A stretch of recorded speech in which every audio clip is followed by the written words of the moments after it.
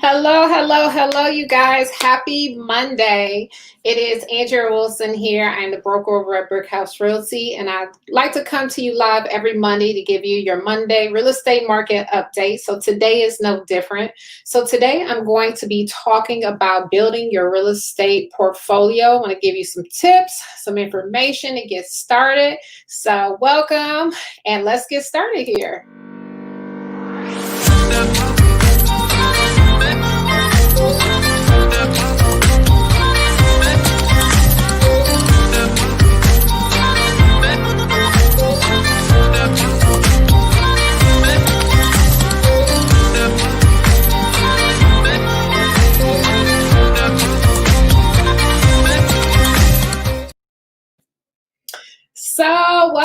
So welcome, you guys. Happy Monday. And if you're here in the Cleveland market, it's a little dreary out. It's raining here, and I hear that snow is coming. So I know you guys are looking forward to that.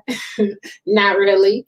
As Clevelanders, we are always used to the up and down of the weather. And so you just never really know what to expect from day to day, how to dress.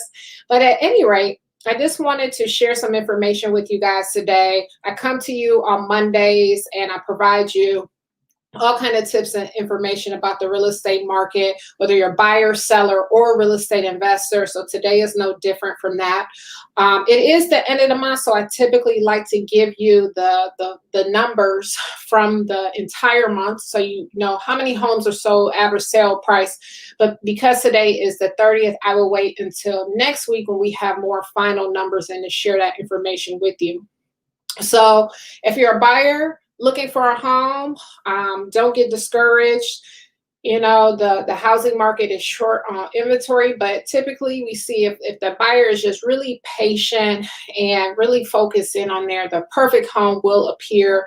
The interest rates are still really low on houses, so it still makes for a great time to buy. You just have to have a good approach to submitting the offers and making sure that your offer is pretty aggressive when you go in and write that offer. And so a seasoned real estate agent will be able to help you with that. Oftentimes you guys are just randomly picking your agent and not doing your due diligence to see, you know, the level of follow up and follow through that agent is doing on a regular basis for you on your behalf. There's a lot of things that happen on that back half. So make sure you're doing your due diligence when you're looking to work with a real estate agent and not just open up, you know, social media. Get a referral for a good agent for yourself. So today I'm actually going to be focusing in more so on the real estate investor side of it. I do think that a real estate investor and a first-time home buyer in many cases can overlap, especially if you are a single person, an individual, maybe with one child, but no more than that, where you can look to do some other strategic methods to getting into the real estate market. You know, a lot of times starting out when you're looking to make that first time home purchase, you're looking for, you know, that big home, almost like your final home. And really you have to just put that gratification on hold initially and take a different approach to that. And that first property, more a strategic approach for something that is going to, that you're going to buy to help you build for the future, create wealth today for your future. And that's looking at some multi-family properties, especially if you can live in one of the units, then you're considered owner occupant. You can go with the lower down payment program. Works out for you doing that way. But for my folks who are looking to expand a little bit more from there, I want to give you a few tips today on investing in real estate and really how to get started investing in real estate. So I have some tips here, so I'm going to read what I wrote down. So the first one is to start learning more about real estate investing. It's going to be the first thing that I say if you're thinking about getting into the investing world. And you want to learn. There's so many avenues and things that can happen. You can fall into commercial real estate, residential, mixed-use properties, and then from there you can do strategies like have properties for group homes or Airbnbs or just multifamily in general. There's a lot of things that you can do as part of your strategy. So really getting an understanding of what you want to do. So just learning about the real estate investor world as a whole before you just dive in. You know, you don't want to just wake up one day and say, hey, I want to invest in real estate. You want to build that plan around it. So that first step is to educate yourself on the investment world. Find yourself a good mentor who's going to help walk you through the process. And then number two is to create a real estate, write down those goals that you have. So step number one was to educate yourself on the real estate world in general. And then moving into step number two would be create those goals for you. And as part of those goals, you want your investment goals, create a financial plan and an investment strategy, right? What is that strategy? Do you want to do Airbnbs? Are you going to focus on a particular area of town?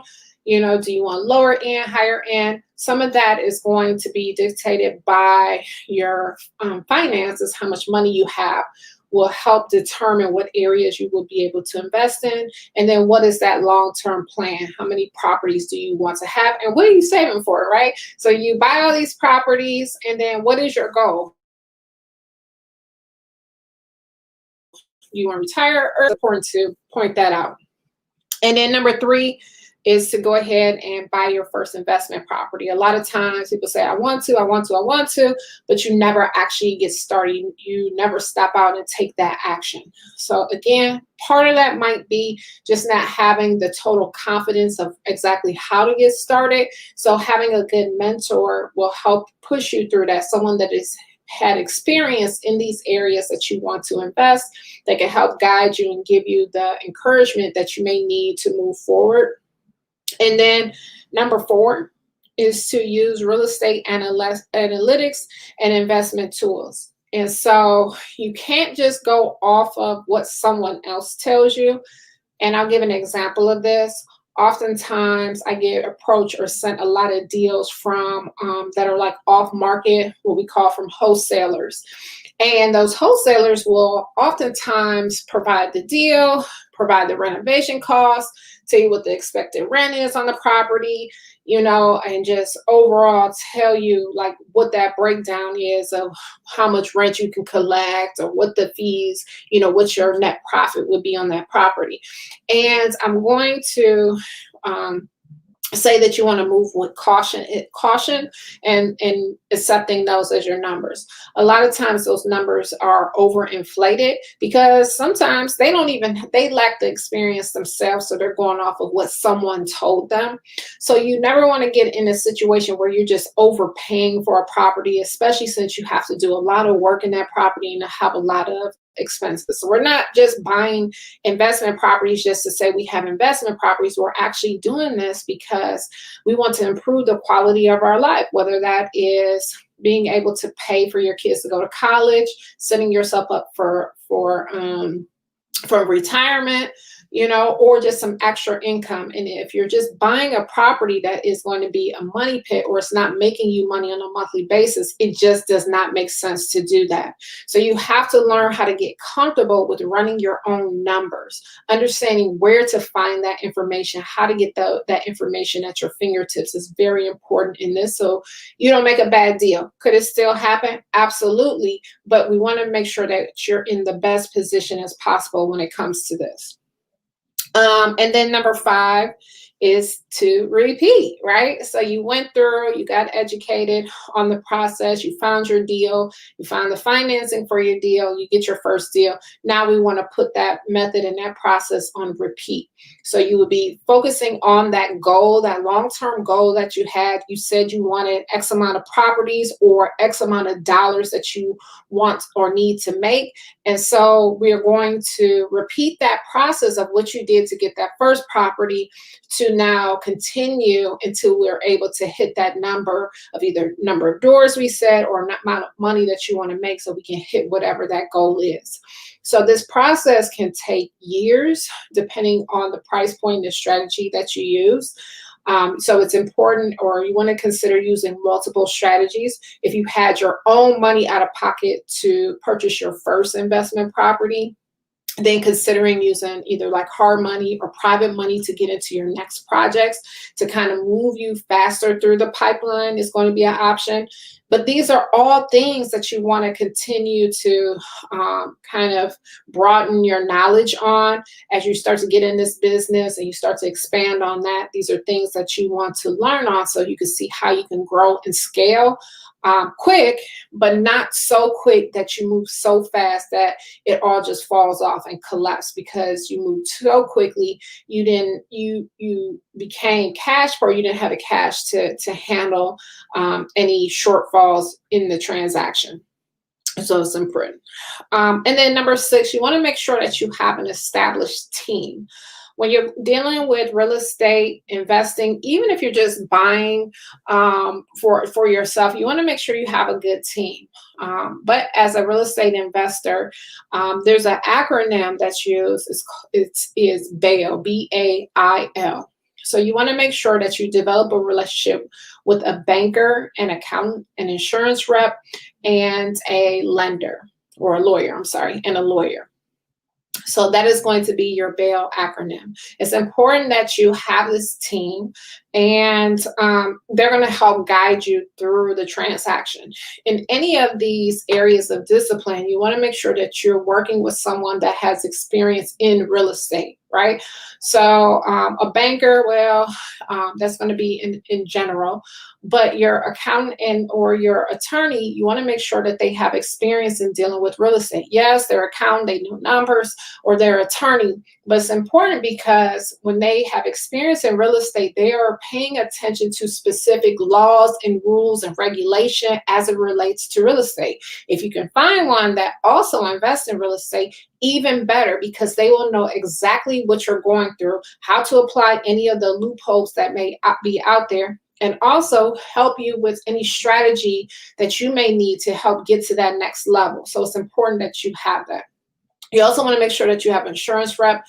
And it's important for you to also have a good real estate agent to also work with to help you, because that real estate agent is going to inform you and let you know about the market, what's happening in those areas, about opportunity zones, potential upcoming listings that are coming to the market, just a wealth of knowledge when it comes to this. And again, even that real estate agent should be specific to one that either invests themselves or used to working with real estate investors.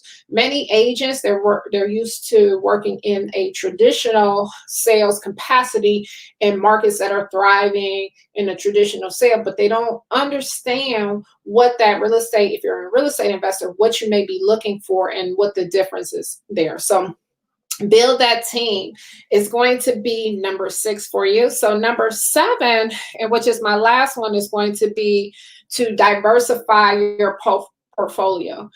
In real estate, just overall in general, you never want to get stuck on one process or fall in love with one process and unwilling to switch it up and change a little bit, right?